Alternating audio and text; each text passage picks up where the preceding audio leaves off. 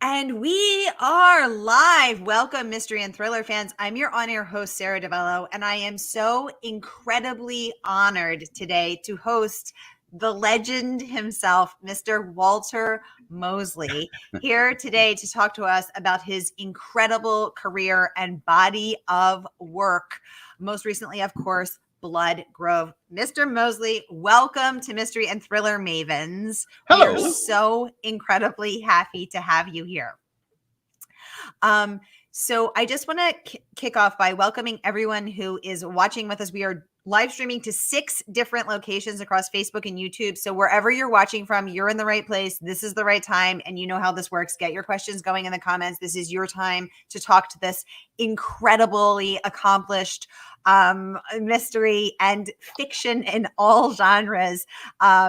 Grammy award winning, National Book Foundation Lifetime Achievement Award winning, Mystery Writers of America Grandmaster Award holding, NAACP Image Award multiple winner, and PEN America's Lifetime Achievement Award. Also the Robert Kirsch Award for Lifetime Achievement from the LA Times Festival of Books. Sir, welcome so much. Let's dive right into it. So you were 34 years old when you first started writing, previously dipping a toe into the world of computers, even pursuing a PhD for a while. How you publish sometimes up to 2 books a year. How do you do it? How do you stay inspired? How do you keep producing? Well, I love writing. So, I mean, that's all I can say about that. I love writing. And so I write every day. I get up in the morning and I write, hopefully 3 hours, and never more, I don't think, but 3 hours every day. And that just opens up. And the more you write, the more you write.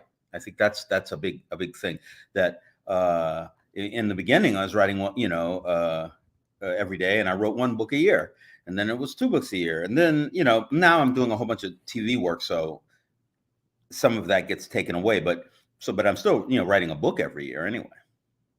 Absolutely amazing. And I want to talk about the difference between short stories, long form, writing for TV, writing for the page. I can't wait to get into every single one of it. I see questions are already starting to come in.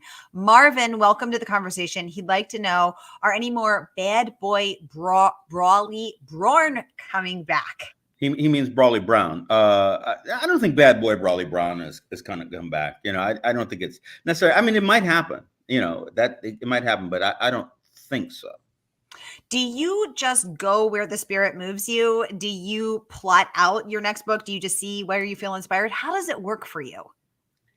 Sometimes I outline a book. That doesn't really outlining a book just knows that generally I'm going northeast. You still don't know what you're going to find along the way, who you're going to meet, what's going to happen, how are things going.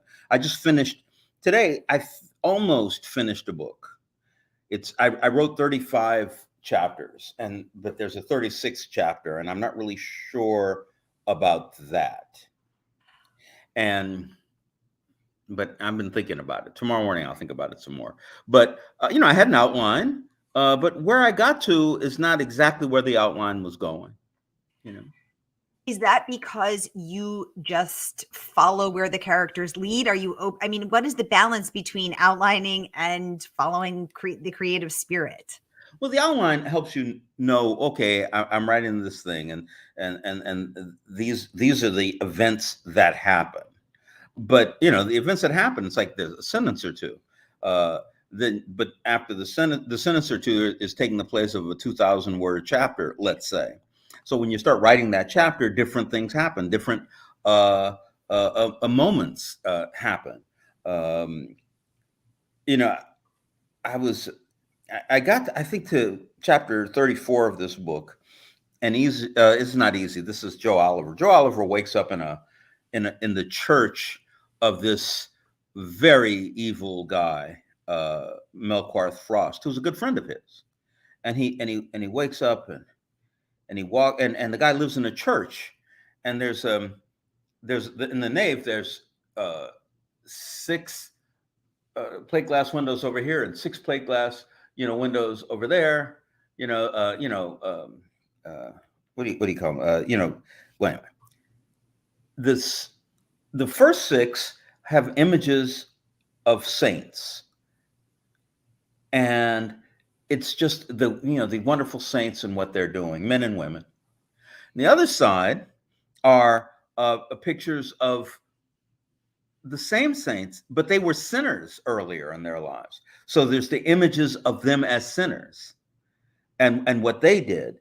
Now that wasn't part of my outline, but I knew I had to put it there, partially to understand the character of Melkarth, who's not at the church at that time. But part of it was to understand the weight of good and evil between the characters. Ooh. Oh, excellent. Well, thank you for that sneak peek into your scenes. Anissa Joy, welcome to the conversation. She's saying hello, Sara and Walter. Shay with the hobbies. Always good to have you here, girl. She said she is super excited to be here.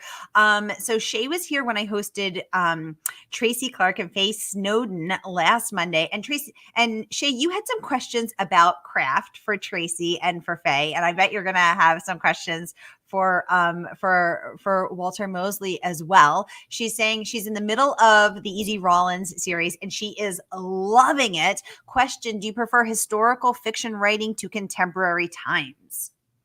Well, this is just a point of view.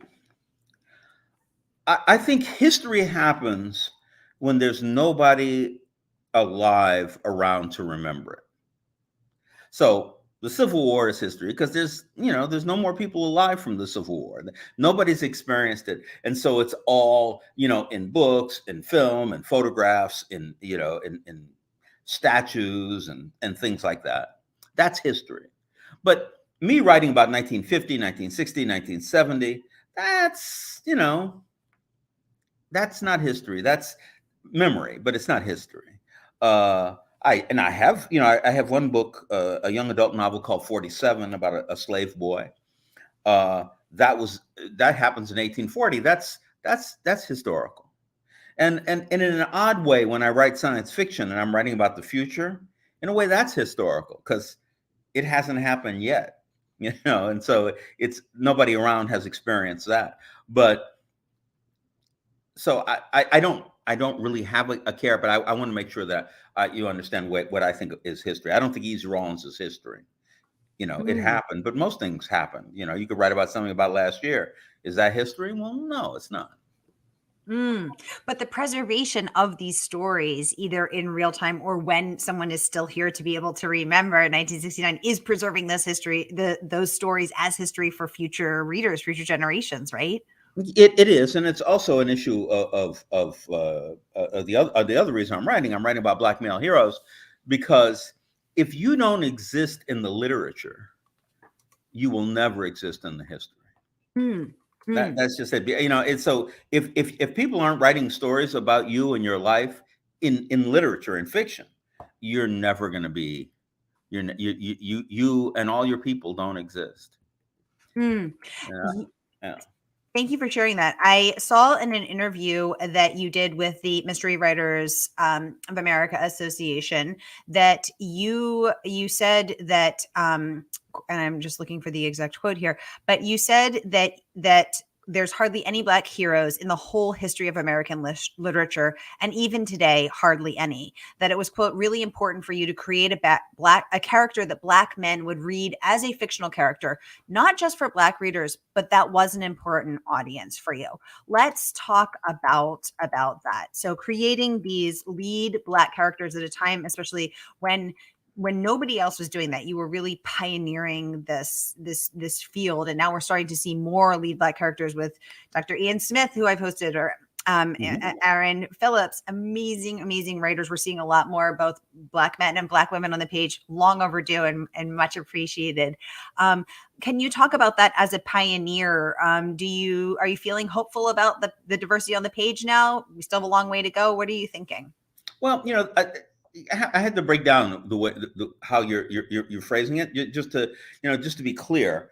There's a lot of Black people in fiction. I mean, you go to the the Harlem Renaissance, for instance, and afterwards you have people like Richard Wright, James Baldwin, then go back, Langston Hughes, Chester Himes. The Alice thing is, Walker.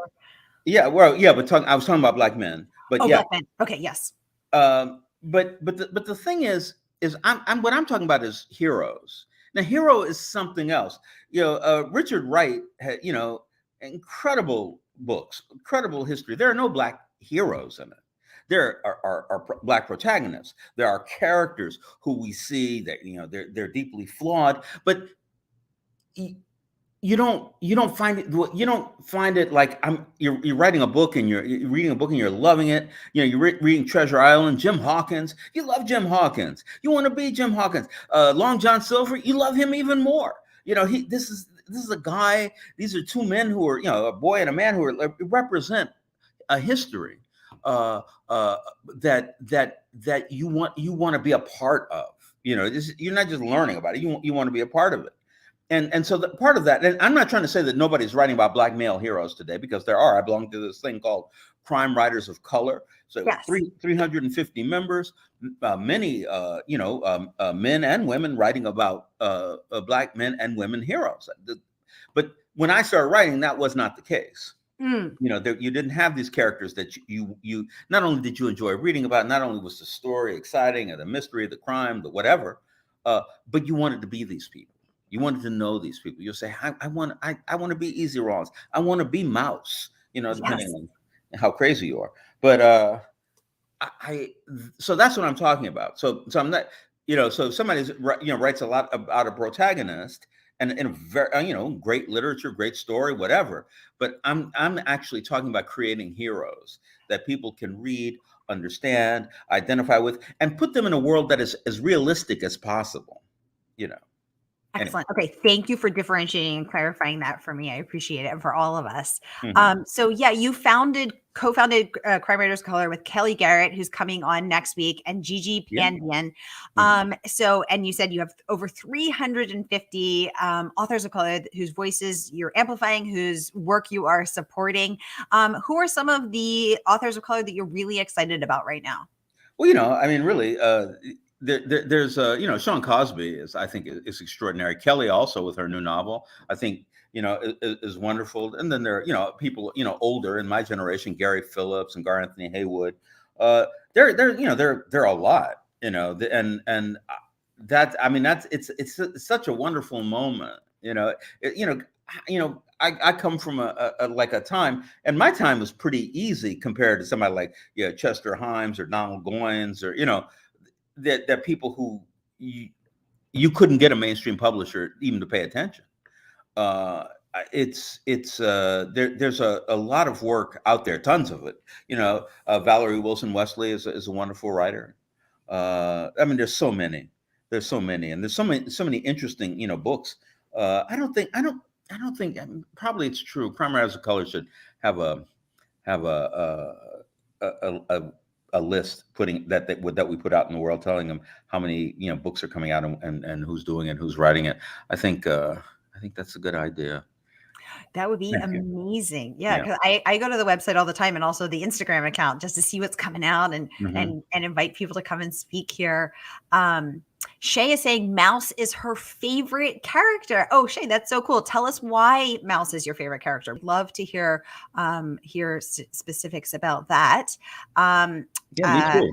Everything that you can write about that. But yeah, go on. Yes. Yeah. But Debbie would like to know. Debbie, clarify what book you're asking about. Are you? So we're talking about Walter Mosley's most recent book, Blood Grove, the 15th in his Easy Rawlins series. We're talking about the Easy Rawlins series, but Walter has also written so many other things, including science fiction. His YA book 47, maybe that's the one you're asking about, as well as he's written 15 Easy Rawlins series, the Fearless Jones series, the Landon McGill series, the Socrates Fortlow series, many standalones as well. So including erotica. So we're going to need to know more about that at some point, Walter. So Debbie, just let us clarify your question just so we can get it. She's saying that she loves the symbolism in the windows. You have your sinners and the church, and the why do you want to talk about good and evil right now, especially? Oh, well, yeah, well, aren't we always talking about good and evil? I mean, this is Mm, not a new thing. Uh, I think one of the questions is once you start to take action in the world that mm, and it's like yourself say, I'm gonna this has happened and I have to do something about it, mm, whatever it is.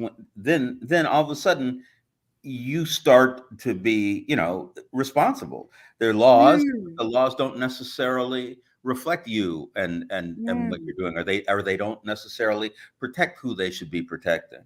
Um, in my Joe Oliver series, this is the second book I've been working on, the one I was talking about with the windows. Um, the name of the book is going to be Every Man a King. Uh, Every man a king. Okay.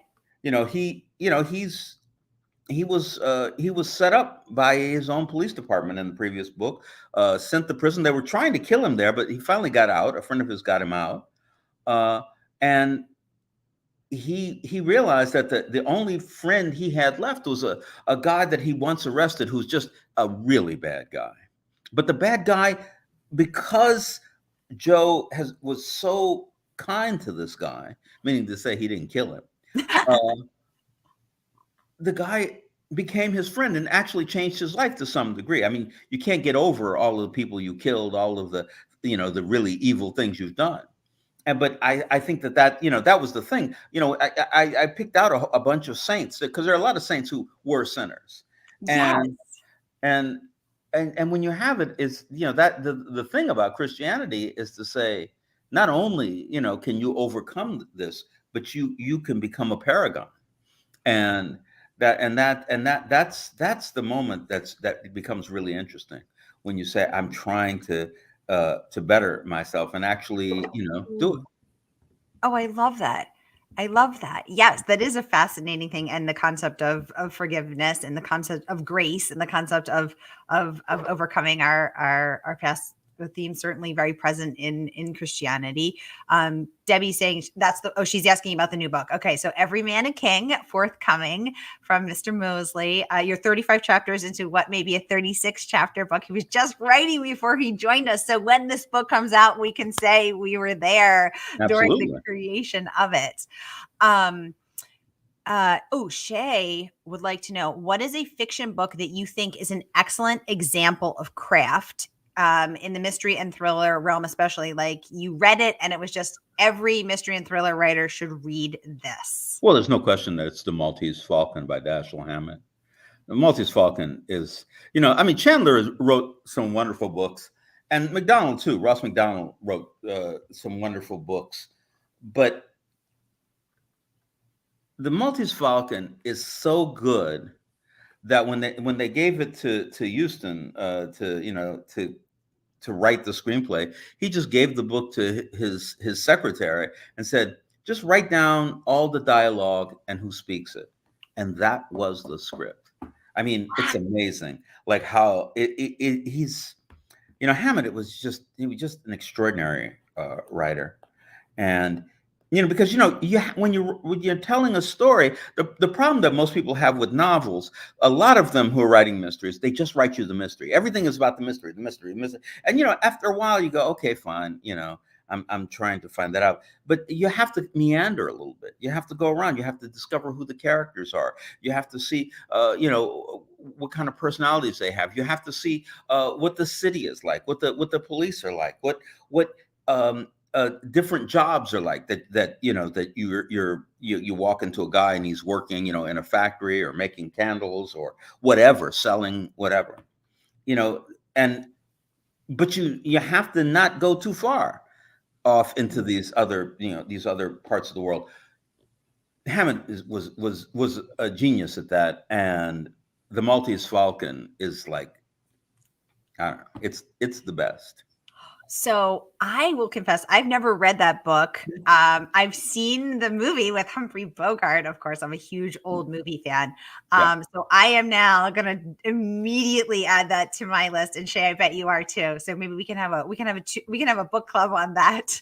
Oh my goodness! New York Times bestselling author Heather Gudenkopf in the audience. Heather, welcome to the conversation. So Heather, when I shared that I would be having the incredible honor to host you, commented that you are her literary hero. Heather is the New York Times bestselling author of 8 books, most recently The Overnight Guest, which is on the NYT bestseller list right now. She would like to know, Mr. Mosley, what is your best advice for writers who are ready to dive into the daunting revision process? And I am leaning in for this as well. Well, we all know, or we all should know, that writing is rewriting.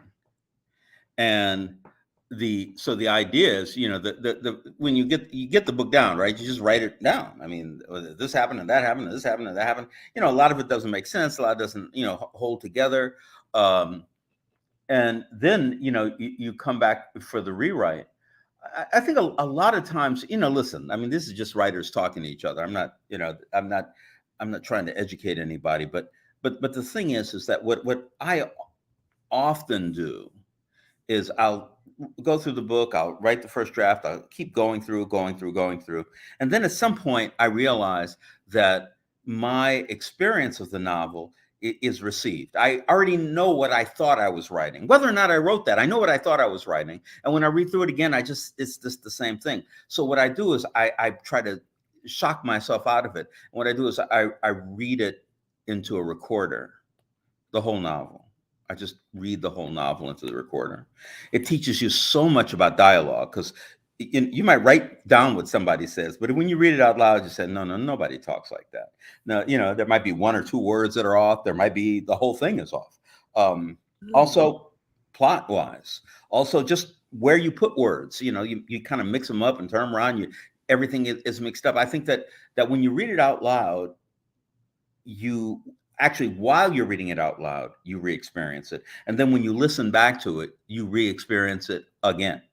And that's one of the tricks that I use that helps me so much.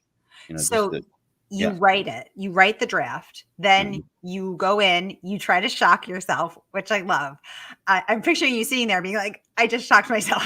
Whoa, I didn't see that coming. Then you read it into recorder, then you listen to yourself reading it and you rewrite as you go. And you're saying, is it mostly the dialogue because that you're noticing, oh, that's too stilted, or is it the plot points too?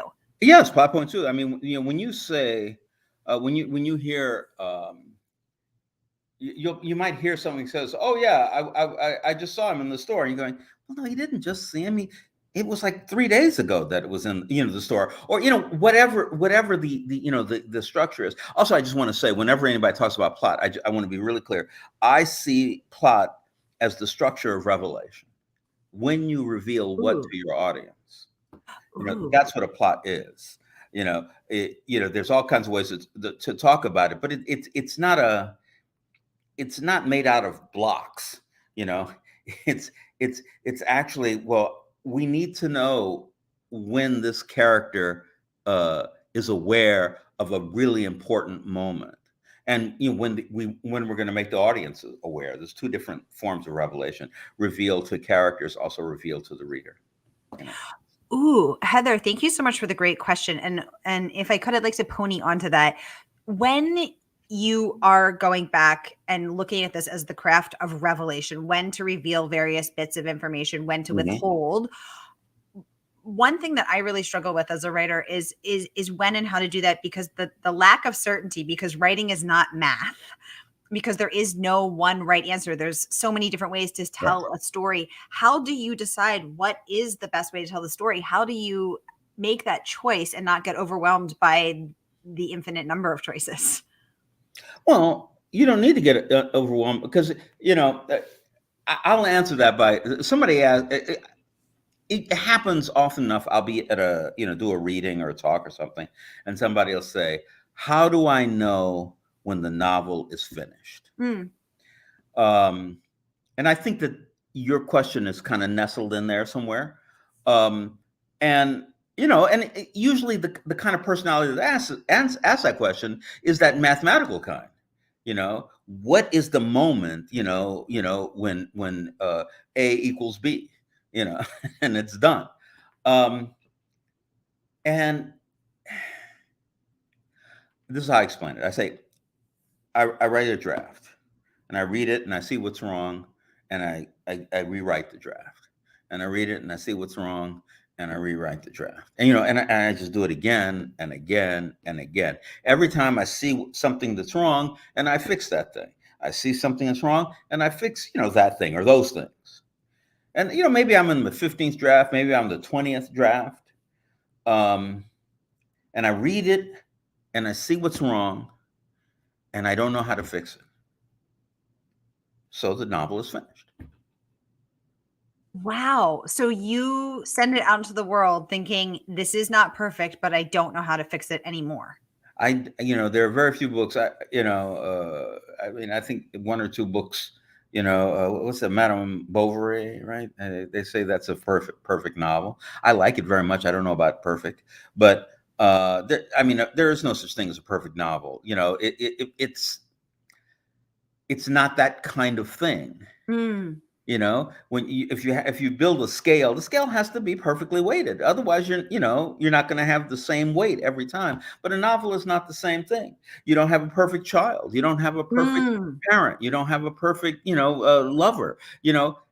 The thing is that when you accept somebody's flaws, then that's a friend. When you don't accept them, that's not a friend. Oh, I love that. Yeah. I love that. Oh, that's such a beautiful way to view your writing. It's also a way to be kind to yourself when you're working, Yes. because the idea of because if you expect the novel to be perfect, you also expect yourself to be perfect. This is not going to happen anytime soon. I don't think Jesus wrote novels. I love that. Walter Mosley dropping gems, taking us to church. I feel like I'm having a spiritual experience. I love this. So you seem very interested in Jesus, in the church. Your mom was Jewish. How is that for you? The balance of... I'm not at all interested in the church. Okay. I am interested in the dialogue that comes out of religious thinking. And when you start talking about perfection, there's who's perfect. There's some angels that are perfect, but yeah, my mother's Jewish. My mother and Jewish, and I say that in a racial way because she was also a communist. So it's like she's Jewish, but she's not believing in God. But she's Jewish because to be Jewish is it is a race. I mean, there's things just like the Picts and the Goths and the Ostrogoths and the Druids and there's all these races of people. The idea of saying that there's a black race, a white race, it's just it's kind of lost on me. I'm saying, well, you two don't look alike, and so why do you say you're the same thing? You're from the same country? No. Do you speak the same language? No. Do you have the anyway, but my mother's Jewish, my father's black. Yeah. Very cool. Thank you for all of this.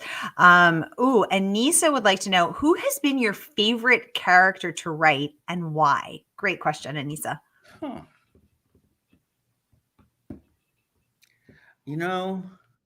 I kind of, when you talk about a musician, and you talk about their whole, their oeuvre, right?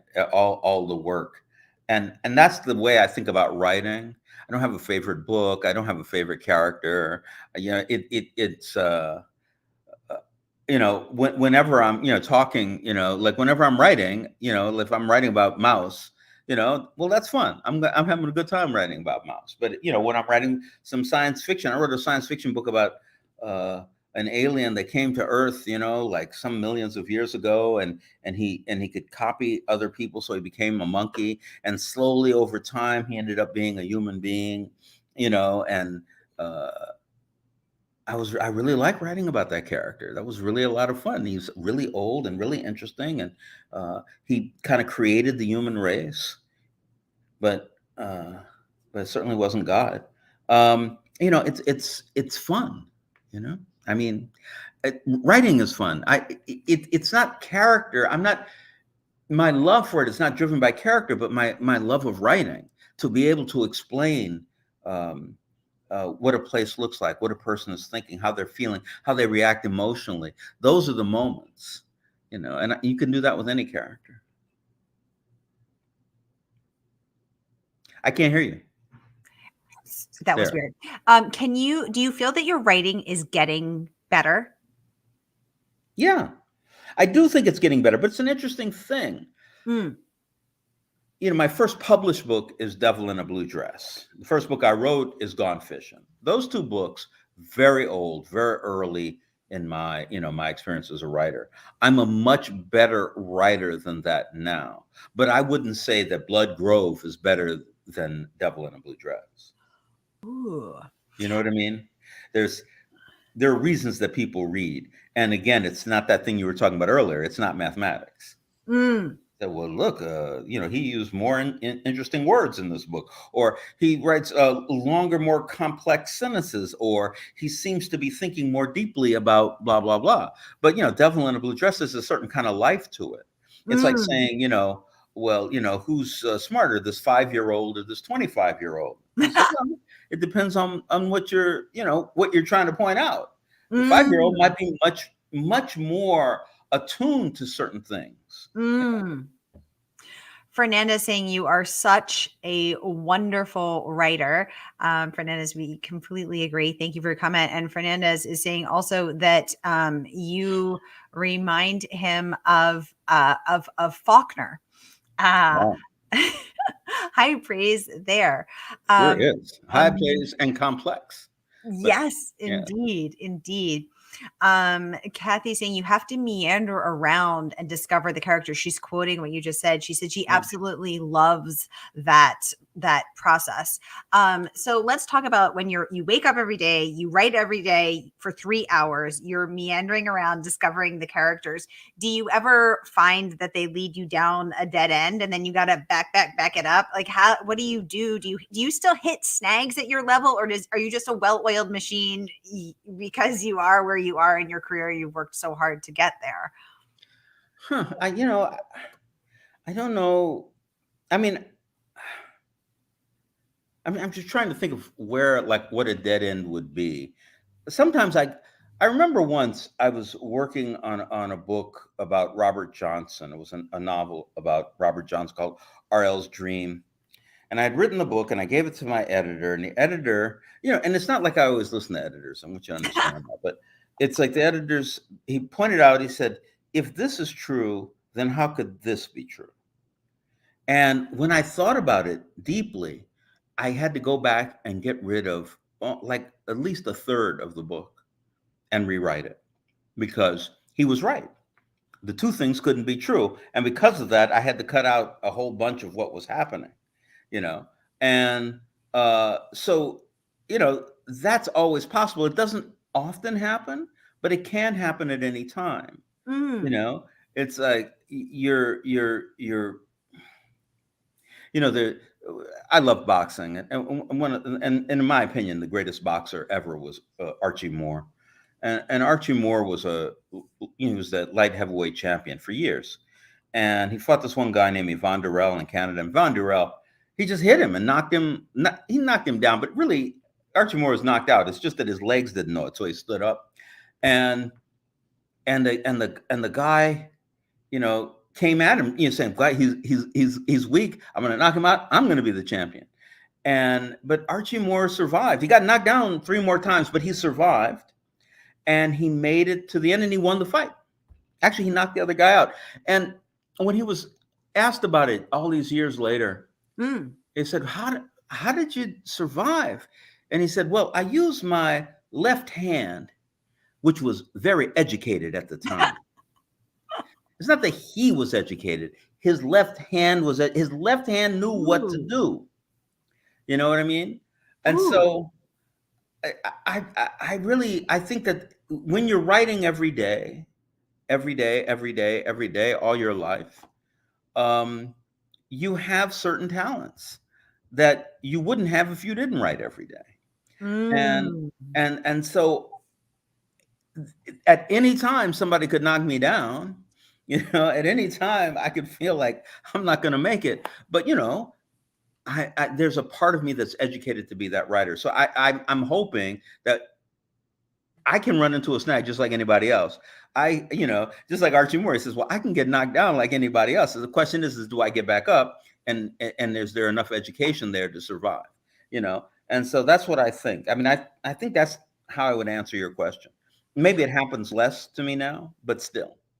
Well, as a National Book Foundation Lifetime Achievement Award winner, the National Book Foundation raving that Mosley is, quote, a master of craft and narrative. And through his incredibly vibrant and diverse body of work, our literary heritage has truly been enriched. From mysteries to literary fiction to nonfiction, Mosley's talent and memorable characters have captivated readers everywhere. I mean, they just said it all, and we're so grateful for the myriad ways that you have enriched our literary landscape. So this is just absolutely amazing. Heather Goodenkoff saying she has never done this before. She's going to try reading her books into a recorder. Thank you. Shay with the hobby saying she's never tried that either. She's going to give it a go. Cannon chiming in, welcome to the conversation, saying she likes sci-fi and fantasy. What novel of yours would you recommend starting with? Fascinating question. Looking at the entirety of your work, where would someone new start? Well, I mean, sci-fi and fantasy. I think my first, like kind of alternate fiction book, which is really it's kind of science fiction. I mean, but in their way, in science fiction, you should really kind of have science that that you can kind of prove or have a leap off point. And I'm not sure this book has that, but I do think it would talk to you. It's called Blue Light. My first book of let's call it science fiction. It's about I realize that I'm drawn to science fiction because a lot of times, science fiction is human centric. We're conquering space. We're going into outer space. We're meeting this. We're having a war with an alien, concept or race. And I used to do it like I wrote a book. What's it called? What's it called? Oh my God, the name slipped out of my head. Well, I'll have to remember the name. But it's a book in which there are two ultimate beings. One is a viral based life form which got knocked way deep into the earth by a comet. It's called the Wave, and the virus has been rising ever since. And what it does is any life form that it comes across, it can copy that life form and its knowledge and its genetics and all this other stuff. At the same time, it's sending thoughts to a gigantic gaseous being that's larger than our solar system, and they're falling in love. The problem is humanity, and the humans are getting in the way. They're afraid of the wave that's rising up out of the ground, and they want to destroy it. But it's far superior and much nicer than humans are. And and those are the kind of stories I like to tell. Blue Light is the same, though a little bit more complex to put into easy forms. But I'm interested in those beings that are beyond us, that we don't have to be afraid of, because they don't really care. They like we're like kittens or dogs or whatever, and they don't want to eat us. They just say, well, just leave us alone. We'll do what we do. Yeah. Actually, a friend of mine who has a PhD in astrophysics spent 10 years at Princeton looking for extraterrestrials, looking for life on other planets. He hasn't found anything yet, but I feel like they could be out there. And I look forward to seeing if he finds anything. Yeah, well, it's so hard to even define. Like, for me, these life forms, blue light, the life form is light, but well, anyway. We're descendants of the light, but the light, when it comes again, re-educates us, and it's really fun to play with, because you can say, well, life like us on another planet, but who's to say? I mean, it could be that these gases moving through space have developed an intelligence, that viruses in the ground have developed an intelligence. We don't know. I mean, we have these ideas, and we know so little. It's amazing. Exactly.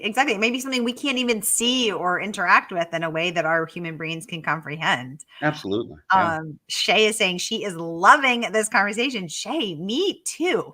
Kathy has a craft question. How many drafts do you usually run through? So you were referencing, that if you see it, you can fix it. If you see something wrong, you fix it. When you have run out of things, and you referenced 15 or 20 drafts, I think we're all wondering, how many are there? Well, 15 or 20, I mean, yeah, I mean, 15 or 20 is kind of a normal number. Sometimes, I have written one or two books just in one sitting, but, when I say one sitting, over a, 2, 3 month period, I just writing, finished. But as a rule, I'm going over it again and again and again and wondering and kind of crafting the language, because, this new book I'm writing is 70,000 words. And really, I know every sentence in the book, right? And I know every one that's a clunker. I'm going, no, that sentence is not right. This is, and you really want to, it's never going to be perfect, but you want it to get the best that you can do, that's the thing. So, 20 drafts is not a lot, but it's up to you. I mean, you're going to figure out when you're finished, and when you're finished is when you can't go any further. I love that. This is absolutely fascinating. Ryan, welcome to the conversation. He'd like to know, do you ever find yourself stuck on character descriptions? Great question. Well, sometimes I find myself lacking in character description. Sometimes I say, I don't, what's going on with this guy? What's going on with this woman? What are they thinking? How are they feeling? And if I've just, I used to explain to, when the few times I've taught, I would explain to people, I'd say, well, you have two characters and they're kind of interesting. And they're having the, that kind of Aristotelian thing, and, the dialectic. And this one is trying to get that, and that one's trying to get this. But while they're talking, they're in a restaurant, and a waiter comes up and says, can I get you some more water, sir? Now, how do they talk? What's their accent? What does their clothes look like? Is there a stain on it? Are they absolutely, perfect? Do they have an attitude? There's all that stuff, and that's the simplest thing. That's just the character that kind of just walks across the stage. But I sometimes find myself lacking. I come back and I say, I don't really get this character. I don't know where they're coming from, what they're doing, why they're doing it. And once I've asked myself that question, my rewrites, I start adding stuff. I said, well, maybe this happened. Maybe they get a phone call. Maybe they have a daughter somewhere. Maybe they're running from the police. I don't know, but try to figure it out. So it's I don't get stuck actually. It's not that I get stuck. It's that I realized I haven't done enough. Ooh. Oh, I love that. I love that perspective, because I think so many of us, I know I resonate with that, Ryan. I feel stuck all the time. So I love this shift in perspective of it's so empowering and illuminating. I feel like I'm taking a masterclass right now. Susan, welcome to the conversation. Great question. She would like to know, what writers, living or dead, would you like to meet and why? I never really want to meet writers. This is really interesting things. I mean, there's some writers who I just think, I don't know. The Russians are the best fiction writers. So you go to the 19th century and the Russians, or beginning of the 20th century and the Russians, they're the best. And the best of all of them is Nikolai Gogol, right? Gogol. Those short stories, The Inspector General, the Overcoat, The Nose, these short stories are amazing. And his novel, the one novel, Dead Souls, oh my God, it's incredibly funny. It's incredibly sensual. It's modern. It's as modern as Moby Dick, and Moby Dick is a modernist novel, written way back then. I don't ever in my life want to meet Gogol. Never. I don't want to meet Herman Melville. I don't want to meet, because the writing is something separate. It's a creation that you put out into the world. Mm. Um, and it's true. I don't want to meet, and I mean I meet writers, but I don't go out of my way to meet them. I don't spend my life with writers. Most of my friends are not writers. Uh, What uh, if we take the writer out of the question? What if we say, what person, living or dead, writing or not, what one person would you want to meet? hmm.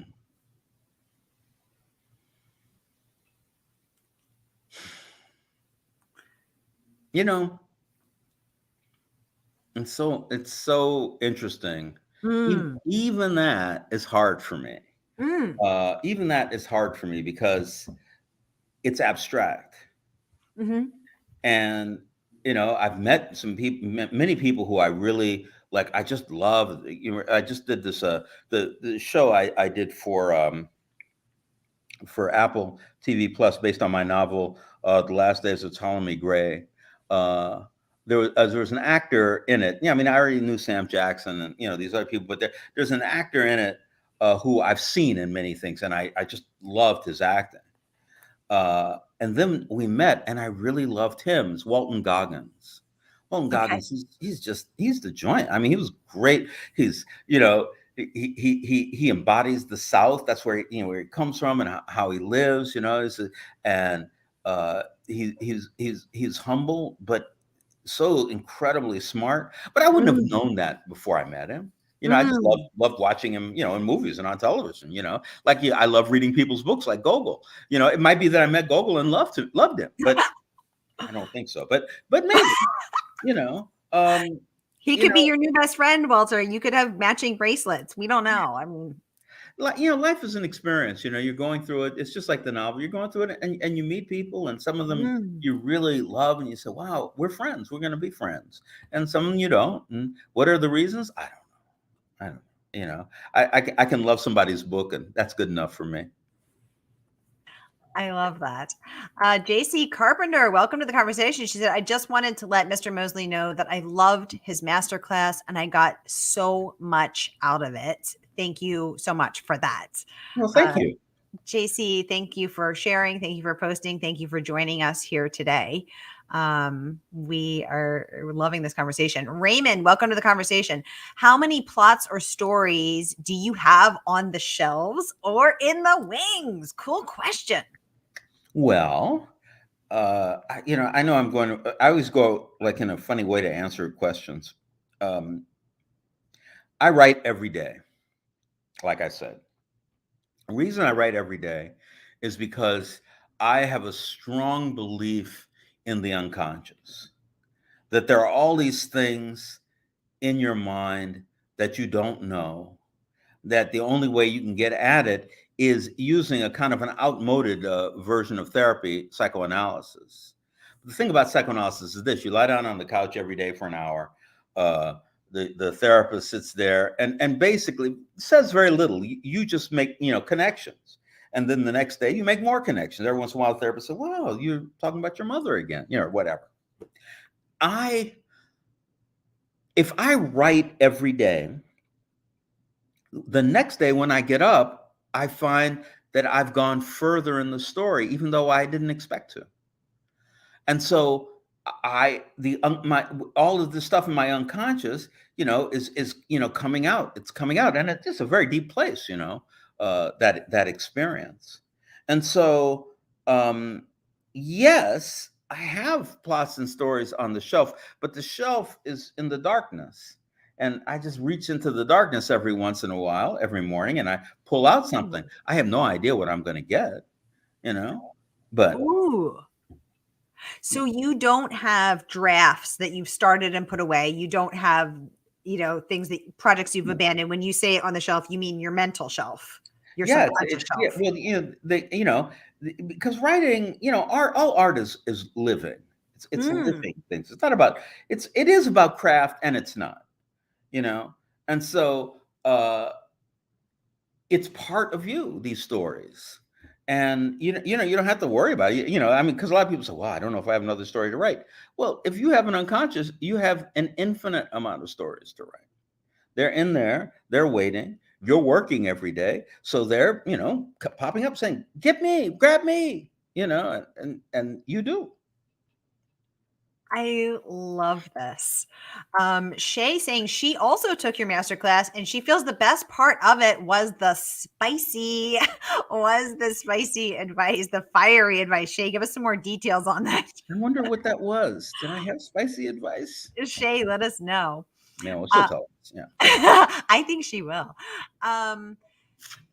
So many people, so many writers that I have hosted over the past 2 years since this initiative, since I started this initiative, messaged and commented that you mean so much to them, that your writing means so much to them, that they have read all of your books, that they look up to you as this master of craft, as a leader in the field, that you're not just your accomplishments. I mean, TV writing, short story writing with The Awkward Black Man, long story. Dr. Marcia Croyle, I take questions in advance. Dr. Marcia Croyle submitted one, and she has a few actually. She'd like to know thoughts on writing short stories versus full-length novels. What is easier for you, and what do you prefer? Well, the great writer E.M. Forster wrote a book called Aspects of the Novel, which is really, so it's not about writing or anything like that, but it's about novels. It's about aspects of the novel. And what he says about the novel is that it's 50,000 words more or less of spongy prose. Okay. And that's it. Like if your character comes in and she's wearing, a pink dress, well, it's just a pink dress. It's that it doesn't have to mean something. You don't have to resolve that decision by the end of the novel or the chapter or whatever. She's wearing a pink dress because it's a big story and more is happening than you can possibly absorb. Now, a short story, on the other hand, is crystalline. If she wears a red dress, there's a reason for a red dress. If somebody, the first thing is my name is Martin and I hate that name. And well, that's going to be a very important thing because a short story doesn't have that much time to work. Everything has to be connected. It's crystalline. It's not spongy. It's crystalline. If you write a poem, it's diamond, right? It's Ooh. that tight, that crystal. And I don't know what's more fun. I like writing short stories a lot. My short stories are kind of wild. A lot of people, I think the literary community has never, absorbed my short story writing as something as important. And I can see why, because I'm way out there. I have so much fun doing it. I'm going to tell this story, but the short stories are very challenging.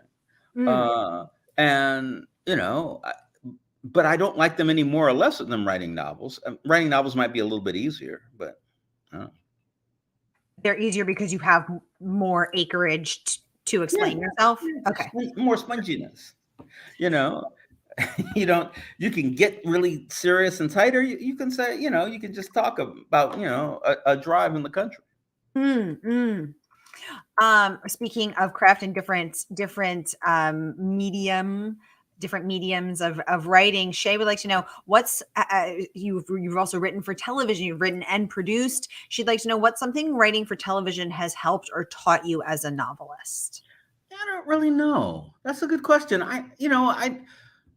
Listen, I write for television, and I've been doing it for the last 5 years, ever since John Singleton kind of wrangled me into the show Snowfall. I'm not really sure. Listen, writing for television, writing for film in general, it's a collaborative act.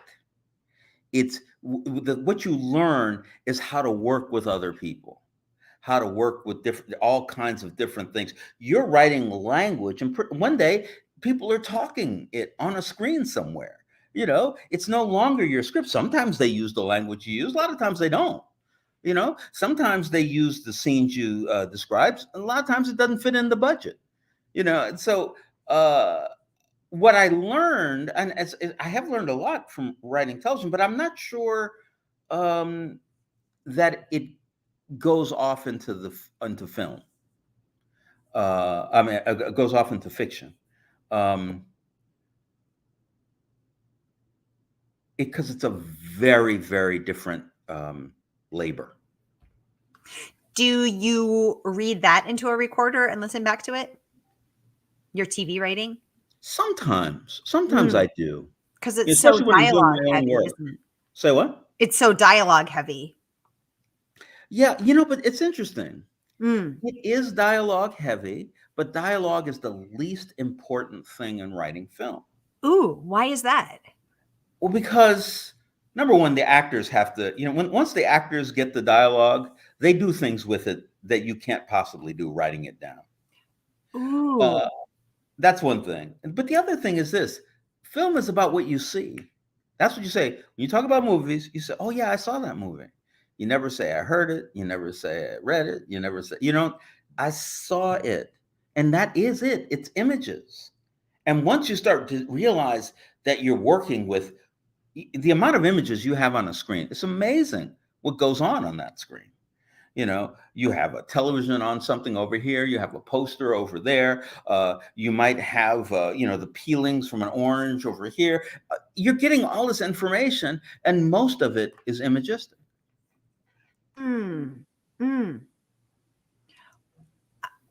That is fascinating. I just assumed it was so, I just hosted Lucy Foley earlier today, and she was saying that the way that she dialogue is her favorite thing to write. And the reason that the way that she perfects it or tries to up her craft is by reading screenwriting. So I'm so fascinated to hear. So interesting. Yeah. And I would say, because there is a place where dialogue is everything. And it seems a lot like screenplays, but it's not. It's play. If you write a play, dialogue is everything. Absolutely everything. I mean, there's images, you're seeing it, but really it's limited, right? There's a stage, and there are things. There's a chair, and there's a wall with some paintings on it. But really, these people are talking, and when you write a play, the rules are this: you cannot change one word in the dialogue, not one word, unless the writer says yes. The actor cannot. Yeah. The actor or the director, no one. Only the writer. Oh, I didn't know that. And there's a reason for that, because language is everything in plays. But in screenplays, the closest thing is to poetry, and poetry is image. Poetry is so imagistic. What you see, how you feel it, and anyway. I have to confess, I never was able to really resonate with poetry until Amanda Gorman blew my mind at the inauguration last year. And I am obsessed with her. I love her so much. And I feel like I always thought, I didn't get poetry because I need the spongy prose. I need the extra meat. But Amanda Gorman, I actually cry every time I listen to one of her poems or I read one of her poems, because she has such an incredible ability to hone in on everything that we're all feeling or that I'm feeling, and say it so efficiently and so perfectly and so poetic, so beautifully. And I'm so excited to finally being able to understand and excited by poetry for the first time in my life. There's a big door in poetry. I mean, there are people who can, Amir Baraka. His poetry is extraordinary. I mean, his understanding. Anyway, I mean, there are a lot of wonderful poets, and poetry is everything. If you don't understand poetry teaches you what rhythm is. It teaches you what music is. It teaches you what rhyme is. It teaches you what metaphor is, which is incredible. I mean, you have to know there. Like 80% of writing you learn in poetry. When I studied writing, I studied with a guy, Bill Matthews, who's a wonderful American poet. He died, but he was a wonderful American poet. I studied with him for 3 years. And I'm not a very good poet at all, but studying poetry and learning how to critique it, I learned everything about the tools you need. It's not the finished product, but it's the hammers and the screws and the wrenches, what's the difference between a metaphor and a simile, for instance? I don't You know, know. yeah, well, yeah, but in poetry, you have to know. You have to know. And yeah, I remember when I was talking to Bill about it. Bill said, "Well, when it's a simile, you say this is like that. Mm. He was like a bear, big. You can go on in language, but if you said he is a bear, then he is a bear. Ooh. You know what I mean? There's the immediacy of the metaphor, and listen, there are 116 things, yeah, I'll say, making up a number, that if you study poetry, it will make your fiction better. Okay, mission accepted, challenge accepted. I will commit myself to studying poetry more. Shay saying the way that she's feeling validated as a poet, as a short story writer, while watching this conversation, she says, "Thank you, thank you for being here, Shay. Always a pleasure to have you." Raymond would like to know: have you written or considered writing a play? So you have written plays. Yeah. Tell us about that. Well, I wrote a play. I wrote a group of short stories that was influenced by Langston Hughes's simple stories about a guy named Tempest Landry. It's called The Tempest Tales. Tempest. He lives in Harlem. He's kind of a hustler. He's a lovable guy. Has a wife, a whole bunch of girlfriends, children everywhere. He's not a bad guy, but if he sees $1 laying on the table, he might pick it up. Surreptitiously. He might. There's a lot of things he might do. But anyway, he gets in trouble, but not on his fault. Somebody robbed the place with a gun and ran away, and he looked a little bit like Tempest, and the police shoot him down. They see him, and he reaches for this thing that he has, and they shoot him down. They kill him, and he goes up. He goes up to waiting to get into heaven, and the guardian comes and says, you've committed a lot of sins. And he mentions a few sins to him. And Tempest, the first person ever to do this, says, well, yeah, I did that. But there was a good reason for it. There was a reason, a mortal reason that I did it. And the guy says a few things. It's St. Peter, and he says a few things. And finally Tempest says, I didn't do anything wrong. And he gets so mad. Peter gets so mad. He says, "You're going to hell." And Tempest says, "No." And it turns out, because of free will, he doesn't have to go. But he's the first person ever to say no. And so he gets sent back to Earth with an angel, and the angel's job is to convince him to admit to his sins. But he's not doing it. And so, the problem is if he doesn't do this, the whole structure of heaven and hell falls apart. So that's what's in the balance. And so I wrote a play called The Fall of Heaven, based on the first book of Tempest Tales. It's lots of fun. And Raymond, I'm going to put that in the comments for you a little more about that, just for you or for anyone else who's interested in diving a little more deeply. I pulled some tasty tidbits from Walter Mosley's website. Y'all, it looks like we are out of time. This hour has flown by. Walter Mosley, what an incredible honor. I've been wanting to host you for years. I am so honored to even sit in your presence and to be the recipient of all of this amazing wisdom. Thank you, sir, for joining us today. Well, thank you. It's been wonderful. Yeah. The world has, as the National Book Foundation said, been enriched incalculably by your body of work.